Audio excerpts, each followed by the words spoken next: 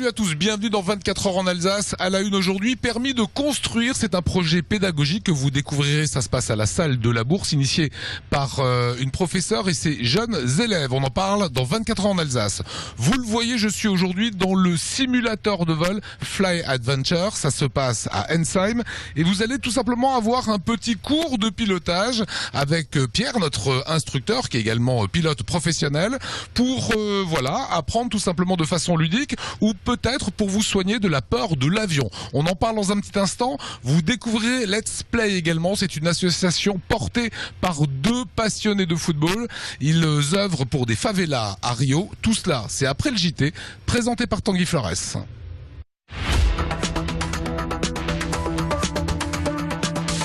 Bonsoir à toutes et à tous. Mercredi 4 juin 2014, voici l'essentiel de l'actualité en Alsace. Une petite manifestation contre la réforme du rythme scolaire, des radars vandalisés et reportage, une boulangerie du Haut-Rhin passe à la télé. À la une de l'actualité, Jean-Pierre Masseret. Vous allez beaucoup entendre parler de lui dans les prochaines semaines. C'est le président de la région Lorraine, chargé d'organiser la fusion avec Philippe Richert, l'Alsacien. Les discussions ont déjà débuté entre les deux hommes, mais Jean-Pierre Masseret a annoncé la mise en place très rapidement de groupes de travail pour définir les contours et les objectifs de cette réforme territoriale. Il ne faut pas que les Lorrains aient peur de cette fusion, rappelle Masseret, qui ne se mouille pas sur une question épineuse. Où sera le futur siège de la grande région Alsace-Lorraine? À la région Alsace, on dit Strasbourg et nulle part ailleurs. En Lorraine, le président précise que ce n'est pas encore le moment d'en parler. Il y a quelques semaines des grandes vacances, les opposants à la réforme scolaire se font encore entendre. 15 personnes ont manifesté devant le rectorat à Strasbourg ce matin pour réclamer l'abolition de la réforme des fameux 4 jours et demi. Leur credo n'a pas changé en plusieurs mois de mobilisation. C'est mauvais pour l'élève fatigué, mauvais pour la commune, pas organisé et sans le sou pour mener les activités. Les allergiques aux radars automatiques ont encore frappé. Un radar situé sur la RD 1083 près d'Ostouze a flambé cette nuit. L'appareil est totalement détruit. Un peu plus loin, sur la départementale 468, un peu avant Plopsheim, un radar a été tagué en vert. Il ne doit plus flasher grand-chose depuis quelques jours. Les gendarmes recherchent les auteurs de ces coups de sang. Rappelons que les autorités ont mis en place depuis plusieurs mois un dispositif de surveillance renforcée des radars automatiques censé éviter justement ce genre de désagrément. La nuit dernière à Cernay, des pompiers sont intervenus pour secourir une femme en détresse respiratoire. Jusque-là, rien d'anormal. En fait, il a fallu 21 pompiers pour sortir cette dame de son appartement et une civière spéciale. Elle était en surpoids. L'opération a duré plus de 2 heures. Est-ce que la télévision peut booster votre activité économique? La maison L'Enfariné à Kaysersberg a participé à une émission de télévision récemment, la meilleure boulangerie de France. Si on se doute bien que la télévision est un formidable vecteur de communication, est-ce que l'artisan boulanger s'y retrouve? Notoriété et tiroir-caisse, reportage d'Émilie Jaffrat. À la vérité, ils sont excellents. Terminé le chamboule-tout des caméras, L'Enfariné est retourné à un train-train bien plus calme.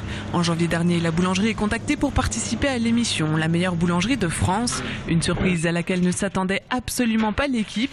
Et pour cause, l'inscription, ce sont les clients qui s'en sont chargés. Et voilà L'Enfariné, 1 an et demi d'existence à peine à Kaysersberg, en lice, face à 2 références dans le Haut-Rhin.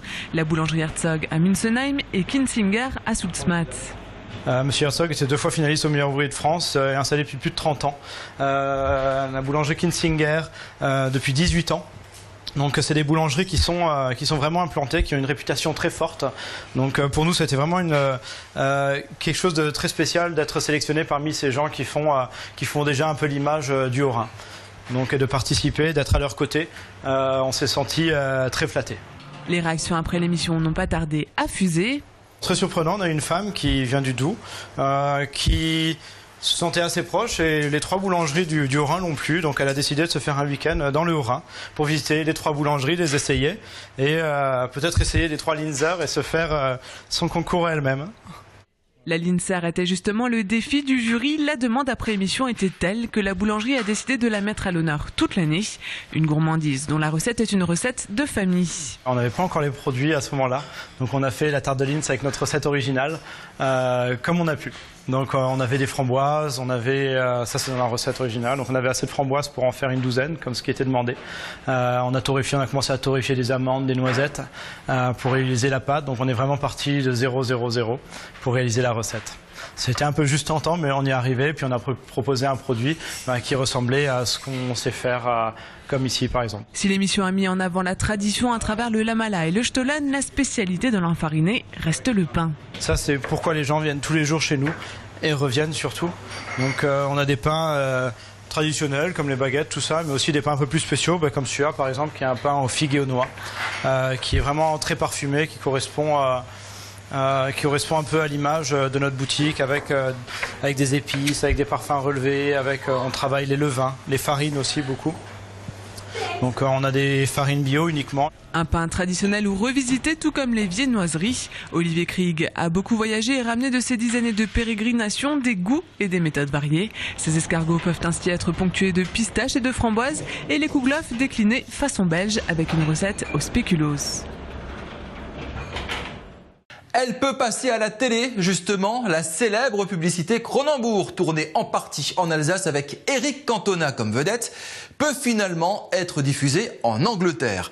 La pub était bloquée par un organisme de certification qui avait tiqué sur le message. Dans le film, des cultivateurs de houblon alsaciens étaient érigés en dieux vivants, ce sont les termes d'Eric Cantona, dieu vivant de la 1664, bière française, alors que cette croix est brassée en Angleterre sous licence. Finalement, la censure britannique concède que même fabriquée chez eux pour leur marché, la 1664 est bien une bière hexagonale et surtout alsacienne.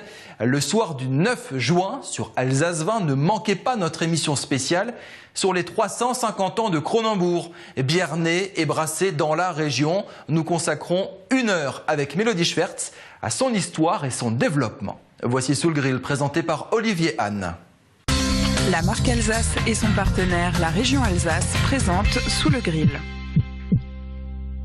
Fanny Meunier, bonjour. Bonjour. Alors, 8e édition des Trophées ID Alsace, destinée à récompenser les initiatives en matière de développement durable dans notre région.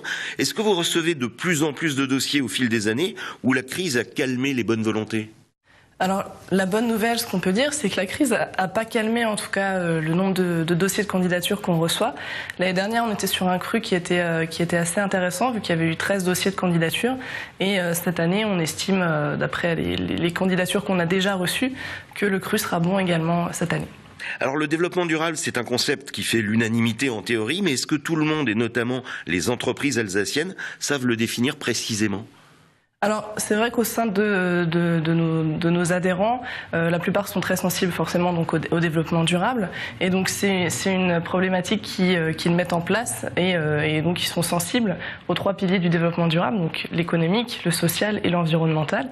Et donc ce qui est intéressant, c'est qu'ils mettent en place des actions et des initiatives sur ces 3 piliers dans leurs entreprises. Alors, notre région se veut pionnière dans ce domaine, comme le prouve d'ailleurs l'existence même de votre association, mais est-ce vraiment le cas ?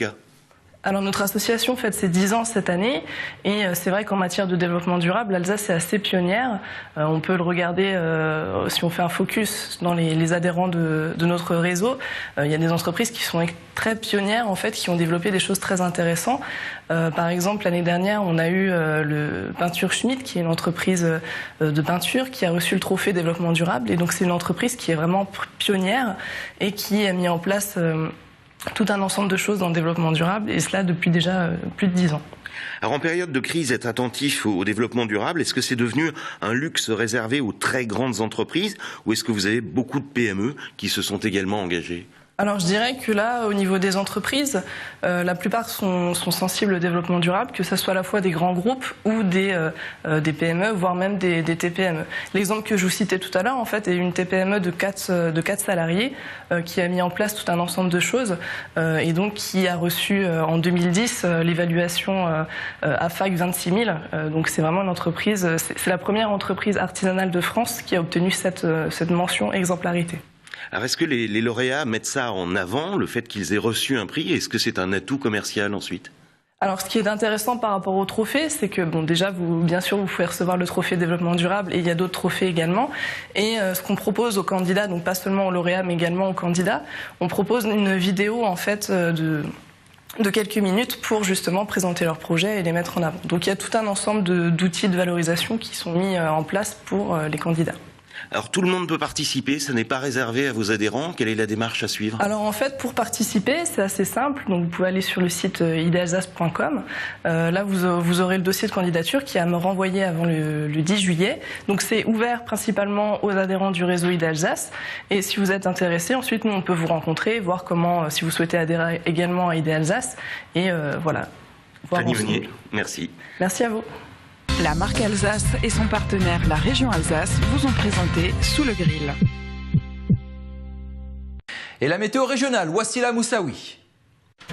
La météo avec le groupe Stylé qui depuis plus de 45 ans souffle le chaud et le froid pour votre confort.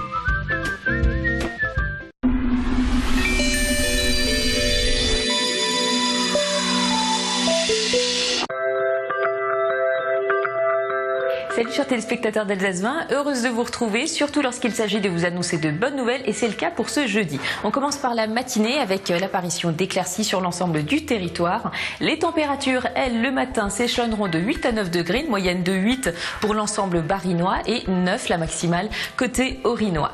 L'évolution du temps l'après-midi, toujours sur la même lancée avec des éclaircies côté barinois et alors pour Colmar ainsi que pour Altkirch, un beau soleil.